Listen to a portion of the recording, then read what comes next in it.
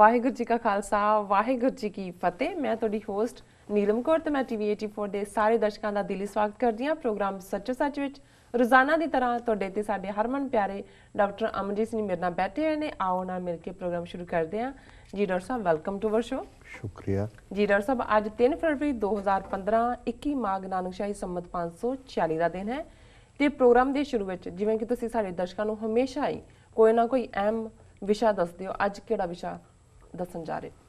ਦੇਖੋ, ਅੱਜ 3 ਫਰਵਰੀ ਦਾ ਦਿਨ ਭਗਤ ਰਵਿਦਾਸ ਜੀ ਦਾ ਜਨਮ ਦਿਨ ਹੈ, ਪ੍ਰਕਾਸ਼ ਦਿਨ ਹੈ ਜੀ।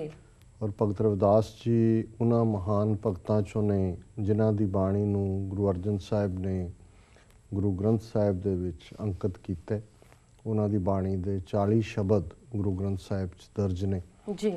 ਔਰ ਦੁਨੀਆ ਭਰ ਦੇ ਵਿੱਚ ਭਗਤ ਰਵਿਦਾਸ ਜੀ ਦਾ ਜਨਮ ਦਿਨ ਬੜੇ ਉਤਸ਼ਾਹ ਦੇ ਨਾਲ ਕਈ ਥਾਂ 'ਤੇ ਨਗਰ ਕੀਰਤਨ 2 ਦਿਨ ਪਹਿਲਾਂ ਹੋਏ ਨੇ। ਉਹਨਾਂ ਦੀਆਂ ਰਿਪੋਰਟਸ ਵੀ ਸਾਰੇ ਮੀਡੀਆ 'ਚ ਆਈਆਂ ਨੇ। ਬੜੇ ਉਤਸ਼ਾਹ ਨਾਲ ਮਨਾਇਆ ਜਾ ਰਿਹਾ ਅਤੇ ਅਸੀਂ ਸਮੁੱਚੀਆਂ ਸਿੱਖ ਸੰਗਤਾਂ ਨੂੰ ਇਸ ਦਿਨ ਦੇ ਉੱਤੇ ਮੁਬਾਰਕਬਾਦ ਪੇਸ਼ ਕਰਦੇ ਜੀ। ਔਰ ਜਿਵੇਂ ਮੈਂ ਅੱਗੇ ਵੀ ਇੱਕ ਵਾਰ ਜ਼ਿਕਰ ਕੀਤਾ ਸੀ ਕਿ ਚੰਗੀ ਗੱਲ ਹੈ ਕਿ ਸ਼੍ਰੋਮਣੀ ਗੁਰਦੁਆਰਾ ਪ੍ਰਬੰਧਕ ਕਮੇਟੀ ਨੇ ਲੰਬੇ ਵਕਤ ਤੋਂ ਬਾਅਦ ਬੇਸ਼ੱਕ ਉਹ ਹਰਿਮੰਦਰ ਸਾਹਿਬ 'ਚ ਕੀਰਤਨੀਏ ਹੋਣ ਜਿਹੜੇ ਕਿ ਇਸ ਦਿਨ ਦੇ ਮੌਕੇ ਜਿਹੜਾ ਹੈ ਉਹ ਖਾਸ ਸ਼ਬਦ ਜਿਹੜੇ ਭਗਤ ਰਵਿਦਾਸ ਜੀ ਰਚਿਤ ਨੇ ਉਹਨਾਂ ਦਾ ਗਾਇਨ ਕਰਦੇ ਨੇ, ਜਾਂ ਮੰਜੀ ਸਾਹਿਬ ਦੇ ਵਿੱਚ ਵਿਸ਼ੇਸ਼ ਸਮਾਗਮ ਕਰਕੇ ਜਿਹੜਾ ਉਹਨਾਂ ਨੂੰ ਯਾਦ ਕੀਤਾ ਗਿਆ। ਕਿਉਂਕਿ ਜਿਨ੍ਹਾਂ ਭਗਤਾਂ ਦੀ ਬਾਣੀ ਗੁਰੂ ਗ੍ਰੰਥ ਸਾਹਿਬ 'ਚ ਦਰਜ ਹੈ ਉਹਨਾਂ ਦੇ ਦਿਨ ਮੈਂ ਸਮਝਦਾ ਵੀ ਲੰਬੇ ਵਕਤ ਤੋਂ ਹੀ ਮਨਾਏ ਜਾਣੇ ਚਾਹੀਦੇ ਸੀ ਪੰਥ ਵੱਲੋਂ ਹੀ ਜੀ। ਕਿਉਂਕਿ ਅਸੀਂ ਸਭ ਸਿੱਖਣ ਕੋ ਹੁਕਮ ਹੈ ਗੁਰੂ ਮਾਨਿਓ ਗ੍ਰੰਥ। ਗੁਰੂ ਗ੍ਰੰਥ ਸਾਹਿਬ ਜੀ ਅੱਗੇ ਸੀਸ ਝੁਕਾਉਂਦੇ ਔਰ ਉਹ ਸੀਸ ਜਿਹੜਾ ਬਾਣੀ ਦੇ ਅੱਗੇ ਝੁਕਦਾ ਹੈ ਜਿਸ ਨੂੰ ਗੁਰੂ ਸਾਹਿਬ ਨੇ ਪੋਥੀ ਪਰਮੇਸ਼ਰ ਕਾ ਥਾਨ ਗੁਰੂ ਅਰਜਨ ਸਾਹਿਬ ਨੇ ਫਰਮਾਇਆ ਸੀ। ਔਰ 10ਵੇਂ ਪਾਤਸ਼ਾਹ ਨੇ ਗੁਰੂ ਗ੍ਰੰਥ ਗੁਰੂ ਪੰਥ ਦਾ ਉਹ ਯੂਨੀਕ ਕਾਨਸੈਪਟ ਦਿੱਤਾ ਜਿਸ ਕਾਨਸੈਪਟ ਨੂੰ ਅਸੀਂ ਜਿਹੜਾ 2 ਪਿੱਲਰ ਸਿੱਖੀ ਦੇ ਨੇ ਅਧਿਆਤਮ ਦੀ ਦੁਨੀਆ 'ਚ ਗੁਰੂ ਗ੍ਰੰਥ ਸਾਹਿਬ ਜੀ ਦਾ ਸ਼ਬਦ ਉਸ ਦਾ ਨਿਰਣਾ ਫਾਈਨਲ ਨਿਰਣੇ ਔਰ ਦੁਨਿਆਵੀ ਮੰਡਲ ਦੇ ਵਿੱਚ ਕੋਈ ਵੀ ਜਿਹੜੀ ਫੈਸਲਾ ਲੈਣ ਦੀ ਸਮਰੱਥਾ ਤਾਕਤ ਜਾਂ ਅਥਾਰਟੀ ਹੈ ਉਹ ਗੁਰੂ ਖਾਲਸਾ ਪੰਥ ਕੋਲ ਹੈ। ਪਰ ਗੁਰੂ ਖਾਲਸਾ ਵੀ ਗੁਰੂ ਗ੍ਰੰਥ ਸਾਹਿਬ ਦੀਆਂ ਸਿੱਖਿਆਵਾਂ ਦੀ ਰੌਸ਼ਨੀ ਦੇ ਵਿੱਚ ਹੀ, ਇਸ ਲਈ ਗੁਰੂ ਗ੍ਰੰਥ ਸਾਹਿਬ ਦੀ ਹਜ਼ੂਰੀ 'ਚ ਕੀਤੇ ਗਏ ਫੈਸਲੇ ਨੂੰ ਅਸੀਂ ਗੁਰਮਤਾ ਕਹਿੰਦੇ ਹਾਂ, ਉਸ ਨੇ ਵੀ ਫੈਸਲੇ ਗੁਰੂ ਗ੍ਰੰਥ ਸਾਹਿਬ ਜੀ ਦੀ ਬਾਣੀ ਦੀ ਰੌਸ਼ਨੀ 'ਚ ਹੀ ਲੈਣੇ ਨੇ ਜੀ। ਸੋ ਅਸੀਂ ਸਮਝਦੇ ਹਾਂ ਵੀ ਇਸ ਕਿਸਮ ਦੀ ਬਹਿਸ ਜਾਂ ਡਿਬੇਟ ਕਈ ਵਾਰ ਐਵੇਂ ਬੇਲੋੜੀ ਹੋ ਜਾਂਦੀ ਹੈ ਕਿ ਭਗਤ ਕਿਹਾ ਜਾਏ ਗੁਰੂ ਕਿਹਾ ਜਾਏ। ਔਰ ਮੇਰਾ ਕਈ ਵਾਰੀ ਮੈਂ ਸੋਚਦਾ ਕਿ ਦੋਵੇਂ ਜਿਹੜੀਆਂ ਸੋਚਾਂ ਨੇ ਉਹ ਟੂ ਐਕਸਟ੍ਰੀਮ 'ਤੇ ਖਲੋ ਕੇ ਸਾਰੇ ਨੂੰ ਦੇਖਦੀਆਂ। ਲੇਕਿਨ ਜਦੋਂ ਅਸੀਂ ਸਿੱਖ ਨੂੰ ਡਿਫਾਈਨ ਕਰਦੇ ਹਾਂ ਅਤੇ ਸਿੱਖ ਦੇ ਲਈ ਅਤੇ ਗੁਰੂ ਗ੍ਰੰਥ ਸਾਹਿਬ ਦੀ ਬਾਣੀ ਜਾਗਤ ਜੋਤ ਗੁਰੂ ਐਟਰਨਲ ਜਿਹੜਾ ਹਮੇਸ਼ਾ ਦੇ ਲਈ। ਐਟਰਨਲ ਦਾ ਮਤਲਬ ਹੀ ਇਹ ਹੁੰਦਾ ਕਿ ਜਿਹੜਾ ਦੇਸ਼ ਔਰ ਕਾਲ ਜਾਂ ਸਮਾਂ ਜਾਂ ਮੌਤ ਇਸ ਸਭ ਤੋਂ ਬਿਯੋਂਡ ਹੈ। ਜਾਗਤ ਜੋਤ ਦਾ ਮਤਲਬ ਵੀ ਇਹ ਹੈ ਕਿ ਭਾਵੇਂ ਅਸੀਂ ਆਏ ਦੁਨੀਆ ਤੋਂ ਚਲੇ ਗਏ, ਸਾਡੇ ਤੋਂ 300 ਸਾਲ ਪਹਿਲਾਂ ਕੋਈ ਆਏ, ਹਜ਼ਾਰਾਂ ਸਾਲ ਬਾਅਦ ਵੀ ਆਉਣਗੇ, ਗੁਰੂ ਗ੍ਰੰਥ ਸਾਹਿਬ ਦੀ ਰੌਸ਼ਨੀ ਬਾਣੀ ਰੂਪ ਦੇ ਵਿੱਚ ਜਿਹੜਾ ਸਾਡੀਆਂ ਜ਼ਿੰਦਗੀਆਂ ਨੂੰ ਔਰ ਸਾਡੇ ਜਿਹੜੇ ਆਉਣ ਵਾਲੇ ਵੀ ਗੁਰੂ ਗ੍ਰੰਥ ਸਾਹਿਬ ਦੇ ਚਰਨੀ ਲੱਗਣਗੇ ਉਹਨਾਂ ਨੂੰ ਜਿਹੜਾ ਉਹਨਾਂ ਦੇ ਜੀਵਨ ਦੇ ਵਿੱਚ ਰੌਸ਼ਨੀ ਦੇਵੇਗੀ। ਔਰ ਬਾਣੀ ਦਾ ਮਤਲਬ ਹੀ ਜਦੋਂ ਅਸੀਂ ਗੁਰੂ ਔਰ ਬਾਣੀ 2 ਸ਼ਬਦ ਦੇਖਦੇ ਹਾਂ ਔਰ ਗੁਰਬਾਣੀ ਉਹਨਾਂ ਦੋਨਾਂ ਦਾ ਮੇਲ ਹੈ ਅਤੇ ਅਸੀਂ ਇਹ ਪੜ੍ਹਦੇ ਹਾਂ ਕਿ ਬਾਣੀ ਗੁਰੂ ਹੈ ਬਾਣੀ ਵਿੱਚ ਬਾਣੀ ਅੰਮ੍ਰਿਤ ਸਾਰੇ ਗੁਰ ਬਾਣੀ ਕਹਿ ਸੇਵਕ ਜਨ ਮਾਨੈ ਪ੍ਰਤੱਖ ਗੁਰੂ ਨਿਸਤਾਰੇ। ਸੋ ਇਹ ਗੁਰੂ ਦਾ ਇਕਰਾਰਨਾਮਾ ਹੈ ਕਿ ਭਾਈ ਜੇ ਗੁਰੂ ਦੀ ਬਾਣੀ ਦੇ ਉੱਤੇ ਹੁਣ ਬਾਣੀ ਨੂੰ ਗੁਰੂ ਨੇ ਕਹਿਣਾ, ਗੁਰੂ ਸਾਹਿਬ ਦੇ ਮੁਖਾਰਬਿੰਦ 'ਚੋਂ ਆਈ ਬਾਣੀ ਹੈ ਅਤੇ ਗੁਰਬਾਣੀ ਕਹਿ ਜਿਹੜੀ ਗੁਰੂ ਦੀ ਬਾਣੀ ਜੋ ਕਹਿੰਦੀ ਹੈ ਸੇਵਕ ਜਨ ਮਾਨੈ, ਜਿਹੜੇ ਸੇਵਕ ਨੇ ਸਿੱਖ ਨੇ ਉਹਨਾਂ ਨੂੰ ਉਸ ਦੇ ਉੱਤੇ ਆਸਥਾ ਕਰਨੀ ਬਣਦੀ ਹੈ ਅਤੇ ਪ੍ਰਤੱਖ ਗੁਰੂ ਨਿਸਤਾਰੇ। ਫਿਰ ਗੁਰੂ ਜ਼ਾਹਰਾ ਜ਼ਹੂਰ ਹੈ, ਪ੍ਰਤੱਖ ਹੈ, ਸਾਡੇ ਅੰਦਰ ਗੁਰੂ ਵਸਦੇ ਨੇ।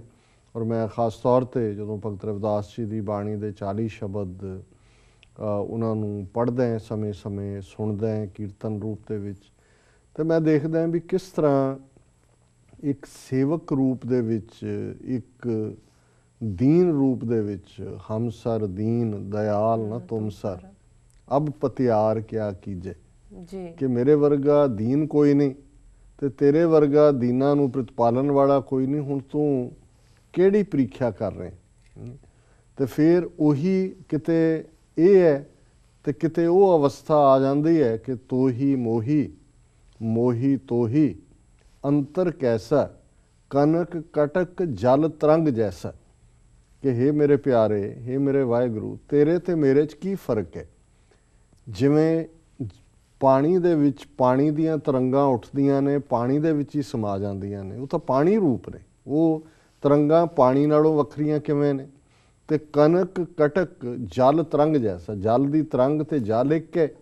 ਤੇ ਕਨਕ ਕਟਕ, ਕਨਕ ਸੋਨੇ ਨੂੰ ਕਹਿੰਦੇ ਨੇ, ਕਨਕ ਸੋਨੇ ਦੇ ਕੜੇ ਨੂੰ ਕਹਿੰਦੇ ਨੇ ਜਾਂ ਗਹਿਣੇ ਨੂੰ ਕਹਿੰਦੇ ਨੇ। ਜੀ ਹੁਣ ਸੋਨਾ ਤੇ ਸੋਨੇ ਦਾ ਬਣਿਆ ਹੋਇਆ ਗਹਿਣਾ ਕਿਵੇਂ ਵੱਖਰਾ ਹੋ ਸਕਦੇ ਨੇ, ਕਿਉਂਕਿ ਉਹ ਵੀ ਸੋਨਾ ਹੈ, ਭਾਵੇਂ ਉਹਦੀ ਇੱਕ ਸ਼ੇਪ ਵੱਖਰੀ ਹੈ, ਉਹ ਇੱਕ ਗੋਲਾਕਾਰ ਹੈ, ਗੁਲਾਈ ਦੇ ਵਿੱਚ ਹੈ, ਪਰ ਹੈ ਤਾਂ ਸੋਨਾ। ਸੋ ਇਸੇ ਤਰ੍ਹਾਂ ਤੋਹੀ ਮੋਹੀ ਮੋਹੀ ਤੋਹੀ ਅੰਤਰ ਕੈਸਾ, ਕਨਕ ਕਟਕ ਜਲ ਤਰੰਗ ਜੈਸਾ। ਤੇ ਫਿਰ ਜਦੋਂ ਅਸੀਂ ਅਕਾਲ ਪੁਰਖ ਦੀ ਵਡਿਆਈ, ਕਿਵੇਂ ਨੀਵਿਆਂ ਨੂੰ ਗੁਰੂ ਉੱਚਾ ਚੁੱਕਦਾ, ਕਿਵੇਂ ਅਕਾਲ ਪੁਰਖ ਦੇ ਨਾਲ ਇਕਮਿਕ ਹੋ ਕੇ ਕਿਵੇਂ ਛਤਰ ਝੂਲਦੇ ਨੇ। ਤੇ ਫਿਰ ਭਗਤ ਰਵਿਦਾਸ ਜੀ ਦਾ ਇਹ ਸ਼ਬਦ ਹੈ ਜਿਸ ਨੂੰ ਅਸੀਂ ਹਮੇਸ਼ਾ ਜਿਹੜਾ ਹੈ ਉਹ ਕੋਟ ਕਰਦੇ ਹਾਂ ਕਿ ਐਸੀ ਲਾਲ ਤੁਝ ਬਿਨ ਕੌਣ ਕਰੇ, ਬੇਨਿਵਾਜ਼ ਗੁਸਾਈਆਂ ਮੇਰਾ, ਮਾਥੈ ਛਤਰ ਧਰੇ, ਜਾਂ ਕੀ ਛੋਤ ਜਗਤ ਕੋ ਲਾਗੈ, ਤਾਂ ਪਰ ਤੋਹੀਂ ਢਰੇ, ਨੀਚੋਂ ਊਚ ਕਰੇ ਮੇਰਾ ਗੋਬਿੰਦ, ਕਾਹੂ ਤੇ ਨਾ ਡਰੇ, ਨਾਮਦੇਵ ਕਬੀਰ ਤਲੋਚਨ, ਸਦਨਾ ਸੈਨ ਤਰੇ, ਕਹਿ ਰਵਿਦਾਸ ਸੁਨੋ ਰੇ ਸੰਤੋ, ਹਰ ਜੀਓ ਤੇ ਸਭੇ ਸਰੇ। ਜੀ ਕਿ ਇੱਕ ਤੇਰੇ ਬਿਨਾ ਕੌਣ ਕਰ ਸਕਦਾ ਹੈ। ਨੀਚੋਂ ਊਚ ਕਰੇ ਮੇਰਾ ਗੋਬਿੰਦ, ਨੀਵਿਆਂ ਨੂੰ ਉੱਚਾ ਕਰਨਾ, ਔਰ ਸਿਰ ਤੇ ਮਾਥੇ ਛਤਰ ਧਰੇ, ਮੱਥੇ ਤੇ ਛਤਰ ਟਿਕਾ ਦੇਣਾ, ਇਹ ਸਿਰਫ ਨਿਰੰਕਾਰ ਹੀ ਕਰ ਸਕਦਾ ਹੈ। ਔਰ ਇਸ ਸਾਰੇ 'ਚ ਜਿਹੜਾ ਭਗਤ ਜੀ ਦਾ ਸਫ਼ਰ ਹੈ ਅਧਿਆਤਮ ਦਾ, ਕਿੱਥੋਂ ਬ੍ਰਾਹਮਣਵਾਦ ਨੂੰ ਇੱਕ ਵੱਡਾ ਚੈਲੰਜ, ਬਨਾਰਸ ਸ਼ਹਿਰ ਦੇ ਵਿੱਚ ਉਹਨਾਂ ਦਾ ਜਨਮ ਹੈ, ਬਨਾਰਸ ਹੀ ਉਹ ਧਰਤੀ ਹੈ ਜਿਹੜਾ ਬ੍ਰਾਹਮਣਵਾਦ ਦਾ ਸ਼ਿਵਜੀ ਦੇ ਨਾਲ ਜੋੜ ਕੇ, ਜਿਹਨੂੰ ਸਿਟੀ ਆਫ ਸ਼ਿਵਜੀ ਕਹਿੰਦੇ ਨੇ, ਔਰ ਬ੍ਰਾਹਮਣਵਾਦ ਦਾ ਉਹ ਇੱਕ ਲਾਂਚਿੰਗ ਪੈਡ ਹੈ। ਐਵੇਂ ਨਹੀਂ ਨਰਿੰਦਰ ਮੋਦੀ ਗੁਜਰਾਤ ਛੱਡ ਕੇ ਆ ਕੇ ਬਨਾਰਸ ਤੋਂ ਪਾਰਲੀਮੈਂਟ ਦੀ ਚੋਣ ਲੜੀ। ਜੀ ਹੁਣ ਉਹਨਾਂ ਦਾ ਭਗਤ ਕਬੀਰ ਜੀ ਹੋਣ, ਭਗਤ ਰਵਿਦਾਸ ਜੀ ਹੋਣ, ਰੋਜ਼ਾਨਾ ਬਨਾਰਸ 'ਚ ਪੰਡਤਾਂ ਦੇ ਨਾਲ ਵਾਹ ਪੈਂਦੇ, ਔਰ ਉਹ ਕਿਉਂ ਜਿਹਾ ਉਹਨਾਂ ਦੇ ਨਾਲ ਬਿਹੇਵ ਕਰਦੇ ਨੇ, ਇਹ ਪੰਡਿਆ ਮੋਕੋ ਢੀਡ ਕਹਿਤ ਹੈ। ਹੁਣ ਭਗਤ ਰਵਿਦਾਸ ਜੀ ਉਸ ਪਰਿਵਾਰ 'ਚੋਂ ਨੇ, ਉਸ ਭਾਈਚਾਰੇ 'ਚੋਂ ਨੇ ਜਿਹੜਾ ਚਮੜੇ ਦਾ ਕੰਮ ਕਰਦੇ ਨੇ। ਚਮੜਾ ਜਦੋਂ ਤੱਕ, ਹੁਣ ਤਾਂ ਅਸੀਂ ਦੁਕਾਨਾਂ 'ਤੇ ਜਾਂਦੇ ਹਾਂ, ਮਨਪਸੰਦ ਦੀਆਂ ਜੁੱਤੀਆਂ ਲੈ ਆਉਂਦੇ ਹਾਂ, ਕਿੱਥੋਂ ਆਏ, ਲੈਦਰ ਕਿੱਥੋਂ ਦਾ ਬਣਿਆ, ਕਿੱਥੇ ਟੈਨਿੰਗ ਕਿੱਥੇ ਹੋਈ, ਕੋਈ ਨਹੀਂ, ਪਰ ਜ਼ਾਹਰ ਹੈ ਕਿ ਜੁੱਤੀਆਂ ਦੇ ਲਈ ਜਿਹੜਾ ਮੁੱਖ ਸੋਰਸ ਹੈ ਉਹ ਜਾਨਵਰਾਂ ਦੀ ਖਲੜੀ। ਜੀ ਔਰ ਜਿਨ੍ਹਾਂ ਨੂੰ ਸ਼ੂਦਰ ਬਣਾਇਆ ਇਸ ਬ੍ਰਾਹਮਣਵਾਦ ਦੇ ਜ਼ਾਤ ਪਾਤੀ ਸਿਸਟਮ ਨੇ, ਉਹਨਾਂ ਨੂੰ ਹੀ ਇਹ ਕੰਮ ਦਿੱਤਾ ਕਿ ਭਾਈ ਉਹ ਮਰੇ ਜਾਨਵਰਾਂ ਦੀ ਜਿਹੜੀ ਹੈ ਉਹ ਚਮੜੀ ਲਾਉਣ, ਫਿਰ ਉਸ ਨੂੰ ਹੀ ਉਹ ਜਿਹੜਾ ਹੈ ਉਸ 'ਚੋਂ ਜੁੱਤੀਆਂ ਬਣਾਉਣ। ਇਹਦੇ ਬਾਵਜੂਦ ਉਹ ਨੀਵੇਂ ਨੇ। ਇਹ ਪੰਡਿਆ ਮੋਕੋ ਢੇਡ ਕਹਿਤ ਹੈ, ਇਹ ਮੈਨੂੰ ਢੇਡ ਕਹਿ ਕੇ ਇਹ ਪੰਡਤ ਜਿਹੜਾ ਇਹ ਮੈਨੂੰ ਛੇੜਦਾ, ਇਹ ਮੈਨੂੰ ਜਿਹੜਾ ਉਹ ਮੈਨੂੰ ਜ਼ਲੀਲ ਕਰਦਾ। ਲੇਕਿਨ ਜਦੋਂ ਨਿਰੰਕਾਰ ਦੇ ਨਾਲ ਇਕਮਿਕਤਾ ਹੈ ਤੇ ਕਈ ਉਹਨਾਂ ਦੇ ਸ਼ਬਦ ਨੇ, ਕਹਿ ਰਵਿਦਾਸ ਚਮਾਰਾ, ਉਹ ਚਮੜੀ ਦਾ ਕੰਮ ਕਰਨ ਵਾਲਾ ਚਮਿਆਰ ਹੈ, ਔਰ ਉਸ ਨੂੰ ਉਹ ਫਖਰ ਦੇ ਨਾਲ ਮਾਣ, ਆਪਣੇ ਆਪ ਨੂੰ ਕੋਈ ਉੱਚਾ ਦਿਖਾਉਣ ਦੀ ਲਾਲਸਾ ਨਹੀਂ ਹੈ, ਕੋਈ ਨੀਵਾਂ ਹੋਣ ਦਾ ਕੋਈ ਕੰਪਲੈਕਸ ਵੀ ਨਹੀਂ ਹੈ। ਤੇ ਉਸ ਵਾਹਿਗੁਰੂ ਦੇ ਨਾਲ ਮਿਲੇ ਹੋਣ ਦੀ ਗੱਲ ਕਿ ਭਾਈ ਜੇ ਤੋਹੀ ਮੋਹੀ ਮੋਹੀ ਤੋਹੀ ਅੰਤਰ ਕੈਸਾ, ਜਿਹੜਾ ਉਸ ਨਿਰੰਕਾਰ ਦੇ ਨਾਲ ਮਿਲਿਆ। ਔਰ ਫਿਰ ਜਦੋਂ ਅਸੀਂ ਉਸ ਚੈਲੰਜ ਨੂੰ ਦੇਖਦੇ ਹਾਂ ਜਿਹੜਾ ਉਹਨਾਂ ਨੇ ਬਨਾਰਸ ਦੇ ਬ੍ਰਾਹਮਣਾਂ ਨੂੰ ਕੀਤਾ, ਉਹ ਬੇਸ਼ੱਕ ਵੇਲੇ ਦੇ ਹਾਕਮ ਉਸ ਦੇ ਵਿੱਚ ਇੰਟਰਵੀਨ ਕਰਦੇ ਨੇ, ਜਾਂ ਬੇਸ਼ੱਕ ਬਾਅਦ 'ਚ ਕਹਾਣੀਆਂ ਉਹਨਾਂ ਨੇ ਆਪਣੀਆਂ ਘੜ ਕੇ ਈਵਨ ਭਗਤ ਰਵਿਦਾਸ ਜੀ ਨੂੰ ਵੀ ਆਪਣੇ ਦਾਇਰਾਕਾਰ 'ਚ ਲਿਆਉਣ ਦਾ ਯਤਨ ਕੀਤਾ ਬ੍ਰਾਹਮਣਾਂ ਨੇ। ਪਰ ਇਹਦੇ 'ਚ ਕੋਈ ਦੋ ਰਾਵਾਂ ਨਹੀਂ ਹੈ ਕਿ ਇਹ ਜਿਹੜੀ ਵੱਡੀ ਇੱਕ ਭਗਤੀ ਲਹਿਰ ਜਿਸ ਦੇ ਵਿੱਚ ਭਗਤ ਰਾਮਾਨੰਦ, ਭਗਤ ਕਬੀਰ ਜੀ, ਉਹਨਾਂ ਤੋਂ ਪਹਿਲਾਂ ਭਗਤ ਨਾਮਦੇਵ ਜੀ, ਭਗਤ ਜੈਦੇਵ ਜੀ, ਜਿਨ੍ਹਾਂ ਦੀ ਬਾਣੀ ਨੂੰ ਗੁਰੂ ਗ੍ਰੰਥ ਸਾਹਿਬ ਦੇ ਵਿੱਚ ਥਾਂ ਮਿਲੀ ਜੀ, ਇਹ ਉਹ ਮਹਾਨ ਜਿਹੜੀਆਂ ਨੇ ਆਤਮਾਵਾਂ ਸਨ ਜਿਨ੍ਹਾਂ ਨੇ ਸਮਾਜ ਦੇ ਵਿੱਚ ਬਰਾਬਰੀ ਦੀ ਗੱਲ ਕੀਤੀ। ਕਬੀਰ ਸਾਹਿਬ ਦੀ ਬਾਣੀ ਜਦੋਂ ਅਸੀਂ ਪੜ੍ਹਦੇ ਹਾਂ, ਉਹਨਾਂ ਨੇ ਸਿੱਧੇ ਤੌਰ ਦੇ ਉੱਤੇ ਹੀ ਵੰਗਾਰਿਆ ਬ੍ਰਾਹਮਣਵਾਦ ਦੇ ਇਹ ਸਾਰੇ ਥਾਟ ਨੂੰ। ਔਰ ਕਬੀਰ ਸਾਹਿਬ ਦਾ ਇੱਕ ਸ਼ਬਦ ਹੈ ਕਿ ਜੇ ਤੂੰ ਬ੍ਰਾਹਮਣੀ ਜਾਇਆ ਤੋ ਆਨ ਵਾਟ ਕਾਹੇ ਨਹੀਂ ਆਇਆ, ਤੁਮ ਕਤ ਬ੍ਰਾਹਮਣ ਹਮ ਕਤ ਸ਼ੂਦ, ਤੁਮ ਕਤ ਲਹੂ ਹਮ ਕਤ ਲਹੂ ਤੁਮ ਕਤ ਦੂਧ। ਕਿ ਹੇ ਬ੍ਰਾਹਮਣ, ਜੇ ਤੂੰ ਖਾਸ ਹੀ ਹੈ ਤੇ ਫਿਰ ਤੇਰਾ ਵੀ ਤਾਂ ਜਨਮ ਉਸੇ ਪ੍ਰੋਸੈਸ ਨਾਲ ਹੀ ਹੋਇਆ ਜਿਹਦੇ ਨਾਲ ਬਾਕੀਆਂ ਦਾ ਹੋਇਆ ਜੀ। ਤੂੰ ਮੂੰਹ ਥਾਣੀ ਨਹੀਂ ਨਿਕਲ ਆਇਆ। ਹੁਣ ਇਹ ਜਿਹੜਾ ਚੈਲੰਜ ਸੀ, ਬੇਸ਼ੱਕ ਆਪੋ ਆਪਣੇ ਦਾਇਰਾਕਾਰ 'ਚ ਆਪੋ ਆਪਣੇ ਸਮੇਂ 'ਚ ਇਹ ਚੈਲੰਜ ਸੀ, ਲੇਕਿਨ ਗੁਰੂ ਗ੍ਰੰਥ ਸਾਹਿਬ ਦੇ ਰੂਪ 'ਚ ਜਦੋਂ ਭਗਤ ਜਨਾਂ ਦੀ, ਗੁਰੂ ਸਾਹਿਬਾਨ ਦੀ ਬਾਣੀ ਇਕੱਤਰ ਹੋ ਕੇ ਇਸ ਸਨੇਹ ਨੂੰ ਦਿੰਦੀ ਹੈ ਤੇ ਫਿਰ ਇਹ ਬਹੁਤ ਚੁੱਭਦਾ ਹੈ ਬ੍ਰਾਹਮਣ ਨੂੰ। ਹੁਣ ਕਿੱਥੇ ਊਚ ਨੀਚ ਹੈ, ਕਿੱਥੇ ਭਿੱਟਣ ਦੀ ਫਿਲਾਸਫੀ ਹੈ ਤੇ ਕਿੱਥੇ ਉਹ ਹਰਮੰਦਰ ਦੀ ਸਾਜਨਾ ਜਿਹੜੀ ਗੁਰੂ ਅਰਜਨ ਸਾਹਿਬ ਕਰਦੇ ਨੇ। ਉਸ ਹਰਮੰਦਰ ਨੂੰ ਸਾਜਣ ਤੋਂ ਬਾਅਦ ਉਸ ਵਿੱਚ ਗੁਰੂ ਗ੍ਰੰਥ ਸਾਹਿਬ ਦਾ ਪ੍ਰਕਾਸ਼ ਹੁੰਦਾ ਆਦਿ ਬੀੜ ਦਾ 1604 ਦੇ ਵਿੱਚ। ਹੁਣ ਇਹ ਜਿਹੜਾ ਰੈਵੋਲੂਸ਼ਨ ਹੈ, ਇਹ ਕ੍ਰਾਂਤੀ ਹੈ ਜਿਸ ਨੂੰ ਭਗਤ ਜੀ ਨੇ ਫਰਮਾਇਆ ਸੀ ਕਿ ਨੀਚੋਂ ਊਚ ਕਰੇ ਮੇਰਾ ਗੋਬਿੰਦ, ਕਾਹੂ ਤੇ ਨਾ ਡਰੇ। ਹੁਣ ਇਹ ਨੀਚੋਂ ਊਚ ਕਰਨ ਵਾਲਾ ਜਿਹੜਾ ਕ੍ਰਿਸ਼ਮਾ ਹੈ, ਕਿਉਂਕਿ ਗੁਰੂ ਨਾਨਕ ਸਾਹਿਬ ਨੇ ਇਸ ਥਾਟ ਨੂੰ ਹੀ ਕਿ ਭਾਈ ਇਹ ਤਾਂ ਜਿਹੜਾ ਫੱਕੜ ਜਾਤੀ ਫੱਕੜ ਨਾਉ ਸਭਨਾ ਜੀਆ ਇੱਕਾ ਨਾਉ, ਕਿ ਭਾਈ ਇਹ ਤਾਂ ਕਰਸ ਹੈ ਜਿਹੜਾ ਜ਼ਾਤ ਦਾ ਅਪਮਾਨ ਕਰਨ ਦੀ ਗੱਲ ਹੈ, ਕਿਸੇ ਹੋਰ ਦੀ ਗੱਲ ਹੈ। ਤੇ ਜੇ ਬ੍ਰਾਹਮਣ ਨੂੰ ਕਬੀਰ ਸਾਹਿਬ ਨੇ ਇਸ ਲੈਵਲ ਦੇ ਉੱਤੇ ਚੈਲੰਜ ਕੀਤਾ ਸੀ ਕਿ ਭਾਈ ਤੂੰ ਕੀ ਹੈ, ਤੂੰ ਦੱਸ ਵੀ ਤੂੰ ਕਿਵੇਂ ਸਾਡੇ ਨਾਲੋਂ ਵੱਖਰਾ ਹੈ, ਤੇ ਗੁਰੂ ਨਾਨਕ ਸਾਹਿਬ ਨੇ ਉਸ ਨੂੰ, ਜਦੋਂ ਅਸੀਂ ਆਸਾ ਦੀ ਵਾਰ ਪੜ੍ਹਦੇ ਹਾਂ, ਮੱਥਾ ਟਿੱਕਾ ਤੇੜ ਧੋਤੀ ਕਖਾਈ ਹੱਥ ਛੁਰੀ ਜਗਤ ਕਸਾਈ, ਕਿ ਵੀ ਇਹ ਜਿਹੜੀ ਵਿਚਾਰਧਾਰਾ ਵਾਲੇ ਲੋਕ ਨੇ। ਇੱਥੇ ਇਸ ਗੱਲ ਦਾ ਧਿਆਨ ਰਹੇ ਕਿ ਗੁਰੂ ਗ੍ਰੰਥ ਸਾਹਿਬ 'ਚ ਬ੍ਰਾਹਮਣ ਭਗਤ ਵੀ ਨੇ, ਉਹਨਾਂ ਦੀ ਬਾਣੀ ਵੀ ਹੈ, ਭਗਤ ਜੈਦੇਵ ਨੇ, ਲੇਕਿਨ ਇੱਕ ਵਿਚਾਰਧਾਰਾ ਹੈ। ਜਦੋਂ ਬ੍ਰਾਹਮਣ ਨੂੰ, ਜਾਂ ਕਈ ਥਾਂ ਗੁਰੂ ਗ੍ਰੰਥ ਸਾਹਿਬ 'ਚ ਮੈਂ ਦੇਖ ਰਿਹਾ ਸੀ ਕੁਝ ਸ਼ਬਦ ਨੇ ਜਿਹਦੇ 'ਚ ਸ਼ਬਦ ਬਾਹਮਣ ਲਿਖਿਆ ਹੋਇਆ ਹੈ, ਕੁਛ ਦੇ ਵਿੱਚ ਬ੍ਰਹਮਣ ਨੇ, ਕੁਛ ਦੇ ਵਿੱਚ ਬ੍ਰਾਹਮਣ ਨੇ, ਲੇਕਿਨ ਇਹ ਉਸ ਵਿਚਾਰਧਾਰਾ ਨੂੰ ਚੈਲੰਜ ਹੈ ਜਿਹੜੀ ਵਿਚਾਰਧਾਰਾ ਊਚ ਨੀਚ ਨਫ਼ਰਤ ਸਿਖਾਉਂਦੀ ਹੈ। ਤੇ ਗੁਰੂ ਨਾਨਕ ਸਾਹਿਬ ਨੇ ਉਸ ਵਿਚਾਰਧਾਰਾ ਨੂੰ, ਜਿਹੜੇ ਕਿ ਇਸ ਨੂੰ ਮੰਨਣ ਵਾਲੇ ਨੇ, ਇਹ ਕਹਿ ਕੇ ਜਿਹੜਾ ਚੈਲੰਜ ਕੀਤਾ ਸੀ ਕਿ ਭਾਈ ਇਸ ਦੇ ਮੱਥੇ ਤੇ ਟਿੱਕਾ ਜੀ, ਇਸ ਦੇ ਤੇੜ ਬੜੇ ਖਾਸ ਸਟਾਈਲ ਵਾਲੀ ਕਖਾਈ ਧੋਤੀ ਬੰਨੀ ਹੋਈ ਹੈ, ਪਰ ਇਸ ਦੇ ਹੱਥ ਵਿੱਚ ਛੁਰੀ ਹੈ ਤੇ ਇਹ ਜਗਤ ਦਾ ਕਸਾਈ ਹੈ, ਬੁੱਚਰ ਆਫ ਦਾ ਵਰਲਡ। ਹੁਣ ਇਸ ਚੈਲੰਜ ਨੂੰ ਜੇ ਭਗਤ ਜਨਾਂ ਨੇ, ਗੁਰੂ ਸਾਹਿਬਾਨ ਨੇ ਸਾਊਥ ਏਸ਼ੀਆ ਦੇ ਖਿੱਤੇ ਦੇ ਵਿੱਚ ਇੱਕ ਨਵੇਂ ਸਮਾਜ ਦੇ ਕਾਨਸੈਪਟ 'ਚ ਰੱਖਿਆ, ਤੇ ਜਿਨ੍ਹਾਂ ਨੂੰ ਇਹ ਚੈਲੰਜ ਸੀ ਉਹਨਾਂ ਨੂੰ ਵੀ ਬੜੀ ਚੰਗੀ ਤਰ੍ਹਾਂ ਪਤਾ ਸੀ ਵੀ ਚੈਲੰਜ ਕਿੱਥੋਂ ਆ ਰਿਹਾ। ਬਹੁਤ ਵਾਰ ਅੱਜ ਵੀ ਇਹ ਸਵਾਲ ਕੀਤਾ ਜਾਂਦਾ ਹੈ ਕਿ ਜੀ ਸਿੱਖਾਂ ਨੇ ਕੀ ਵਿਗਾੜਿਆ ਇਹਨਾਂ ਦਾ ਜੀ, ਵੀ ਇਹ ਸਾਡੀ ਇੱਕ ਤੋਂ ਬਾਅਦ ਇੱਕ ਨਸਲਕੁਸ਼ੀ ਕਰ ਰਹੇ ਨੇ, ਸਾਡੀਆਂ ਜਿਹੜੀਆਂ ਅਗਲੀਆਂ ਜਨਰੇਸ਼ਨ ਨੂੰ ਡਰੱਗ ਦੇ ਹਵਾਲੇ ਕਰ ਰਹੇ ਨੇ। ਵੀ ਸਿੱਖਾਂ ਨੇ ਤਾਂ ਪੰਜਾਬ ਦੇ ਵਿੱਚ ਇਹਨਾਂ ਦੀ ਭੁੱਖ ਕੱਢੀ ਹੈ, ਅੰਨ ਪੈਦਾ ਕੀਤਾ ਹੈ, ਹਮੇਸ਼ਾ ਡਿਫੈਂਡ ਕੀਤਾ ਹੈ, ਆਜ਼ਾਦੀ ਲੈ ਕੇ ਦਿੱਤੀ ਹੈ, 2 ਵੇਲੇ ਸਰਬੱਤ ਦਾ ਭਲਾ ਮੰਗਦੇ ਨੇ, ਤੇ ਵਿਗਾੜਿਆ ਕੀ ਹੈ ਇਹਨਾਂ ਦਾ? ਇਹ ਕਿਉਂ ਸਿੱਖਾਂ ਔਰ ਸਿੱਖੀ ਦੇ ਮਗਰ ਪਏ ਨੇ ਇਹਨੂੰ ਡਿਸਟਰੋਏ ਕਰਨ ਦੇ ਲਈ? ਜੀ ਬਿਲਕੁਲ। ਔਰ ਇੱਕ ਡੀਨ ਯੂਨੀਵਰਸਿਟੀ ਦੇ ਲੁਧਿਆਣੇ ਤੋਂ ਸਨ, ਉਹ ਅਕਸਰ ਕਹਿੰਦੇ ਸੀ, ਕਹਿੰਦੇ ਜੀ ਕਿਉਂ ਨਾ ਤੁਹਾਨੂੰ ਡਿਸਟਰੋਏ ਕਰਨ, ਤੁਸੀਂ ਰੋਜ਼ ਨਹੀਂ ਪੜ੍ਹਦੇ ਆਸਾ ਦੀ ਵਾਰ ਉੱਠ ਕੇ? ਤੇ ਆਸਾ ਦੀ ਵਾਰ ਤੁਸੀਂ ਕੀ ਪੜ੍ਹਦੇ ਹੋ? ਮੱਥੇ ਟਿੱਕਾ ਤੇੜ ਧੋਤੀ ਖਖਾਈ ਹੱਥ ਛੁਰੀ ਜਗਤ ਕਸਾਈ। ਇਹ ਜਗਤ ਦਾ ਕਸਾਈ ਹੈ, ਇਸਦੇ ਹੱਥ ਛੁਰੀ ਫੜੀ ਹੋਈ ਹੈ, ਤਾਂ ਬੁੱਚਰ ਆਫ ਦਾ ਵਰਲਡ ਹੈ। ਤੇ ਜੇ ਤੁਸੀਂ ਉਹਨੂੰ ਪਛਾਣ ਕਰਕੇ ਦੱਸਿਆ ਹੋਇਆ ਹੈ, ਉਹ ਤੁਹਾਡੇ ਨਾਲ ਵੈਰ ਕਿਉਂ ਨਾ ਕਰੇ? ਉਹਨਾਂ ਦਾ ਇੱਕ ਆਪਣਾ ਅੰਦਾਜ਼ ਸੀ ਕਹਿਣ ਦਾ। ਪਰ ਗੱਲ ਇਹ ਹੈ ਵੀ ਜਿਹੜੀ ਗੁਰਮਤ ਦੀ ਵਿਚਾਰਧਾਰਾ ਹੈ, ਜਿਹਦੇ 'ਚ ਭਗਤ ਜਨਾਂ ਦੀ ਬਹੁਤ ਵੱਡੀ ਕੰਟਰੀਬਿਊਸ਼ਨ ਹੈ, ਔਰ ਗੁਰਮਤ ਵਿਚਾਰਧਾਰਾ ਇੱਕ ਸਾਂਝੀ ਵਿਚਾਰਧਾਰਾ, ਇੱਕ ਸਾਂਝੇ ਪਲੇਟਫਾਰਮ ਤੇ ਇੱਕ ਰੱਬ ਦੀ ਗੱਲ, ਸਮਾਜਿਕ ਊਚ ਨੀਚ, ਜ਼ਾਤ ਪਾਤ, ਵੱਡਾ ਛੋਟਾ, ਕਿੱਤੇ ਕਰਕੇ ਕੋਈ ਵੱਡਾ ਜਾਂ ਛੋਟਾ। ਔਰ ਇੱਧਰ ਅਸੀਂ ਜਦੋਂ ਗੁਰੂ ਨਾਨਕ ਸਾਹਿਬ ਵੱਲ ਦੇਖਦੇ ਹਾਂ ਪਹਿਲੀ ਉਦਾਸੀ ਤੇ ਨਿਕਲਦੇ ਨੇ। ਪਹਿਲਾ ਪੜਾਅ ਭਾਈ ਲਾਲੋ ਦੇ ਘਰ, ਜਿਹੜਾ ਇੱਕ ਕਿੱਲੀਆਂ ਘੜ ਕੇ ਬੜਾ ਗਰੀਬੀ ਦੇ ਵਿੱਚ ਆਪਣਾ ਗੁਜ਼ਾਰਾ ਕਰਨ ਵਾਲਾ ਹੈ। ਔਰ ਜੇ ਚੈਲੰਜ ਹੁੰਦਾ ਹੈ, ਮਲਕ ਭਾਗੋ ਭਾਵੇਂ ਉੱਚੀ ਜ਼ਾਤ ਦਾ ਹੈ, ਮਲਕ ਹੈ, ਉਹਨਾਂ ਦਾ ਕਰਿੰਦਾ ਹੈ ਹਕੂਮਤ ਦਾ ਜੀ, ਤੇ ਉਸ ਦਾ ਜਿਹੜਾ ਮਾਲ ਪੂੜ ਹੈ, ਬੜਾ ਰਿਚ ਫੂਡ ਹੈ, ਬੜਾ ਡੈਲੀਸ਼ੀਅਸ ਡਿਫਰੈਂਟ ਪਕਵਾਨ ਨੇ, ਉਸ ਨੂੰ ਗੁਰੂ ਸਾਹਿਬ ਲਹੂ ਦੱਸਦੇ ਨੇ। ਔਰ ਭਾਈ ਲਾਲੋ ਦੀ ਕੋਧਰੇ ਦੀ ਰੋਟੀ, ਕੋਧਰਾ ਇੱਕ ਐਨੀਮਲ ਸਟੇਪਲ ਸੀ ਜਿਹਨੂੰ ਡੰਗਰਾਂ ਨੂੰ ਪਾਇਆ ਜਾਂਦਾ ਸੀ। ਔਰ ਕਿਉਂਕਿ ਇੱਥੇ ਵੀ ਹੁੰਦਾ ਹੈ ਹੁਣ, ਜਿਹੜਾ ਕਈ ਵਾਰੀ ਡੱਬਿਆਂ ਦਾ ਫੂਡ ਇੱਥੇ ਕੁੱਤਿਆਂ ਲਈ ਜਾਂ ਬਿੱਲੀਆਂ ਲਈ ਹੁੰਦਾ ਹੈ, ਖਾਸ ਕਿਉਂਕਿ ਮਾਸ ਹੁੰਦਾ ਮੋਸਟਲੀ, ਉਹ ਕਈ ਵਾਰੀ ਜਿਹੜੇ ਇੱਥੇ ਬਹੁਤ ਗਰੀਬ ਤਬਕੇ ਦੇ ਨੇ ਉਹ ਉਹਨੂੰ ਲੈਂਦੇ ਨੇ ਕਿਉਂਕਿ ਉਹਦੀ ਕੁਆਂਟੀਟੀ ਜ਼ਿਆਦਾ ਹੁੰਦੀ ਹੈ ਜਾਂ ਚੀਪਰ ਵੀ ਹੁੰਦਾ ਹੈ। ਸੋ ਇਹ ਜਿਹੜਾ ਐਨੀਮਲ ਸਟੇਪਲ ਹੈ ਕੋਧਰਾ ਇਸ ਕਿਸਮ ਦਾ ਸੀ, ਔਰ ਆਮ ਤੌਰ ਦੇ ਉੱਤੇ ਡੰਗਰਾਂ ਦੇ ਲਈ ਸੀ।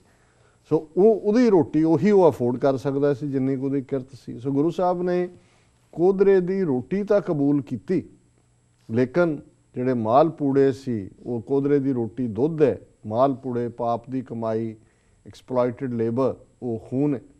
ਔਰ ਉਸ ਸਮਾਜ ਦੀ ਸਿਰਫ ਕਲਪਨਾ ਹੀ ਨਹੀਂ ਕੀਤੀ, ਉਸ ਸਮਾਜ ਨੂੰ ਬਣਾਉਣ ਵੱਲ ਜਿਹੜੇ ਨੇ ਪੇਸ਼ਕਦਮੀ ਕੀਤੀ, ਜਿਨ੍ਹਾਂ ਨੂੰ ਭਗਤ ਰਵਿਦਾਸ ਜੀ ਨੇ ਆਪਣੀ ਬਾਣੀ ਦੇ ਵਿੱਚ, ਉਹਨਾਂ ਦਾ ਇੱਕ ਸ਼ਬਦ ਹੈ ਜਿਸ ਨੂੰ ਮੈਂ ਹਮੇਸ਼ਾ ਖਾਲਿਸਤਾਨ ਦਾ ਜਿਹੜਾ ਇੱਕ ਰੋਲ ਮਾਡਲ ਸ਼ਬਦ, ਜਿਸ 'ਚੋਂ ਖਾਲਿਸਤਾਨ ਦੀ ਜਿਹੜੀ ਹੈ ਉਹ ਸਾਰੀ ਬਣਤਰ ਨਿਕਲਦੀ ਹੈ, ਉਸ ਨੂੰ ਮੈਂ ਕਹਿੰਦਾ ਬੇਗਮਪੁਰਾ ਸ਼ਹਿਰ ਕੋ ਨਾਉ, ਦੁੱਖ ਅੰਦੋ ਨਹੀਂ ਤੈ ਠਾਓ, ਖੌਫ ਨਾ ਖਤਾ ਨਾ ਤਰਸ, ਇਸ ਦਾ ਹੈਗਾ ਨਾ ਤਫਸ਼ੀਸ਼, ਖਿਰਾਜ ਨਾ ਮਾਲ, ਖੌਫ ਨਾ ਖਤਾ ਨਾ ਤਰਸ ਜਵਾਲ, ਅਬ ਮੋਹੇ ਖੂਬ ਵਤਨ ਗਹਿ ਪਾਈ, ਊਹਾਂ ਖੈਰ ਸਦਾ ਮੇਰੇ ਭਾਈ।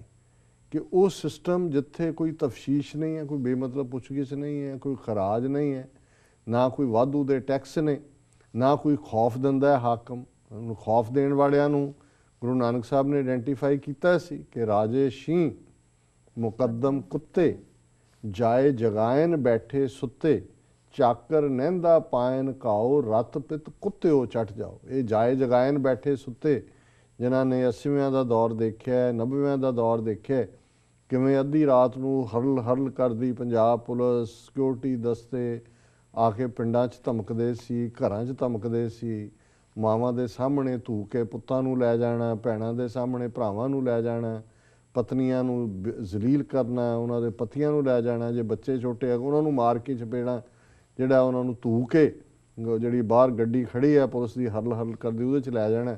ਦਿਨ ਬਾਅਦ 2 ਦਿਨ ਬਾਅਦ ਖਬਰ ਆ ਰਹੀ ਹੈ ਜੀ ਫਲਾਂ ਪੁਲ ਦੇ ਉੱਤੇ, ਫਲਾਂ ਡਰੇਨ 'ਤੇ, ਫਲਾਂ ਰੋਹੀ ਦੇ ਵਿੱਚ ਬੜਾ ਖਤਰਨਾਕ ਅੱਤਵਾਦੀ ਪੁਲਿਸ ਮੁਕਾਬਲੇ 'ਚ ਮਾਰਿਆ ਗਿਆ, ਜਿਹੜੇ ਘਰਾਂ 'ਚ ਚੁੱਕੇ ਨੇ। ਇਵੇਂ ਪੰਜਾਬ ਦੀ ਜਵਾਨੀ ਜਿਹੜੀ ਹੈ ਉਹ ਡਿਸਟਰੋਏ ਕੀਤੀ ਹੈ।